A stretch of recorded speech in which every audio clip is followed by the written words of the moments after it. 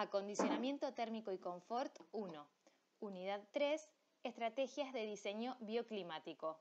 Parte 1.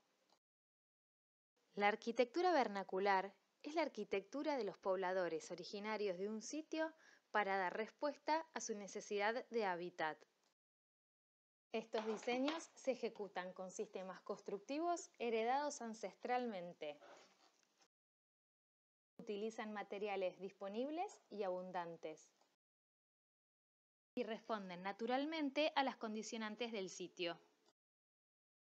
Podríamos decir que son sustentables, ya que responden a un contexto social concreto con un buen diálogo de la arquitectura con los recursos ambientales y un balance económico satisfactorio. Sin embargo, el éxodo de la población a las ciudades y la sofisticación del estilo de vida de las personas hacen que estos prototipos sean obsoletos, al menos para nuestra concepción de vivienda contemporánea. Pero no significa que no valga la pena analizar las estrategias utilizadas para adoptar algunas de estas variables en nuestros diseños. Antes de meternos de lleno en el tema del diseño, debemos revisar algunos conceptos clave: el aislamiento térmico, la masa, la inercia térmica o retraso térmico, el cambio de fase de los materiales y el factor de forma. El aislamiento térmico, como recordarán, es la capacidad de un material de impedir el flujo de calor. Como regla general, estos materiales son livianos porque tienen mucho aire que a escala microscópica hace de cámaras de aire aislantes. También tienen baja densidad, es decir, que con pocos kilos por metro cúbico de material por este mismo motivo. No necesariamente son materiales altamente industrializados como el telgopor, ya que, por ejemplo, la lana de oveja o la celulosa, la fibra de papel reciclada, también tienen esta propiedad aislante.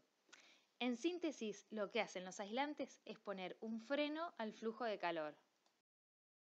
Si bien la masa no es exactamente lo mismo que el peso, la unidad de masa es el kilogramo.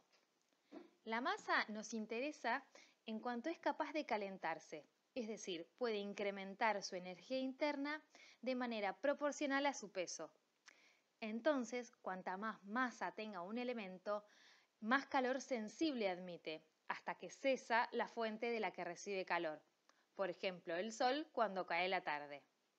Cuando esto ocurre, el material comienza a ceder el calor buscando el equilibrio térmico. La inercia térmica también se llama retraso térmico, porque lo que hace es dificultar y ralentizar el paso del calor. En este ejemplo tenemos un día típico despejado, sin nubes en un clima seco, como podría ser en algún punto del noroeste argentino, que es donde mejor se explica este fenómeno. En el eje X vemos las 24 horas de un día y en el eje Y la temperatura del aire. La curva azul representa la temperatura de aire exterior, que alcanza su valor mínimo justo antes del amanecer, y la temperatura máxima que ocurre a las 4 de la tarde. La curva verde representa a la temperatura interior, que gracias a que hay un envolvente y fuentes de calor interiores, tiene una temperatura mucho más afín al rango de confort de las personas, que es la que está coloreada de naranja. Si miramos más en detalle, la hora en la que ocurren las temperaturas máximas y mínimas interiores no coincide con la hora en la que ocurren las máximas y las mínimas exteriores, sino que están desfasadas. Este desfase es justamente el retraso térmico. En este caso, y con esta envolvente hipotética, es de 3 horas el retraso, pero puede reducirse o aumentar en función de la cantidad de masa de acumulación que posea la envolvente. La utilidad de usar el retraso como estrategia es reducir la necesidad de calefacción nocturna, ya que puedo aprovechar la radiación solar aún después de la puesta del sol, y también reducir la necesidad de refrigeración en horas diurnas, ya que las horas de máxima temperatura exterior, la masa retrasa el paso del calor al interior de los ambientes. Reitero que la inercia térmica es útil en climas secos, con grandes amplitudes térmicas diarias. Cambio de fase, aprovechamiento del calor latente de un material. Cuando se le aporta calor a un material, este primero va a elevar su temperatura y luego va a cambiar de estado. El calor latente de una sustancia es el necesario para cambiar de fase, absorbiendo o cediendo calor sin que se produzca un cambio en su temperatura.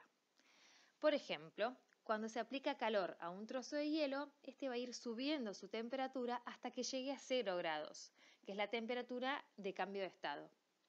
A partir de ese momento, aunque le siga aplicando calor, la temperatura no cambiará hasta que se haya fundido todo el hielo. Esto se debe a que el calor se emplea en la fusión del hielo. Una vez fundido el hielo, la temperatura volverá a subir hasta llegar a 100 grados. Desde ese momento, la temperatura se mantendrá estable hasta que se evapore toda el agua. Cada material, dependiendo de la sustancia que lo compone, tiene una energía variable de cambio de estado.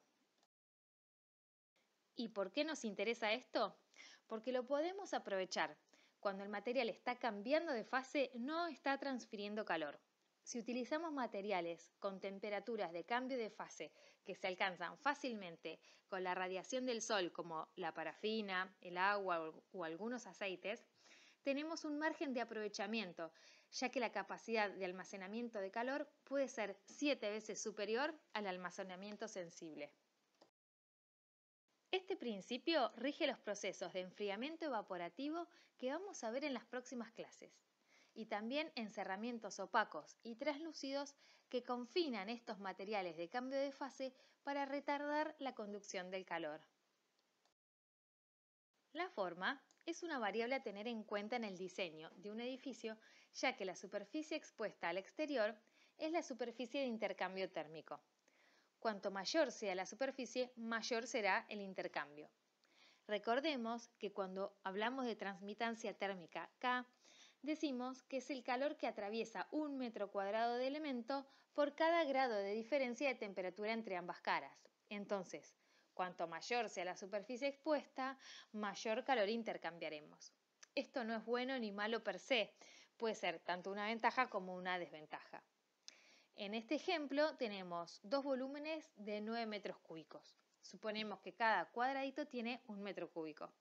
Entonces, mientras que la opción más compacta tengo 12 metros lineales de perímetro, en la opción más extendida tenemos 20 metros lineales de perímetro.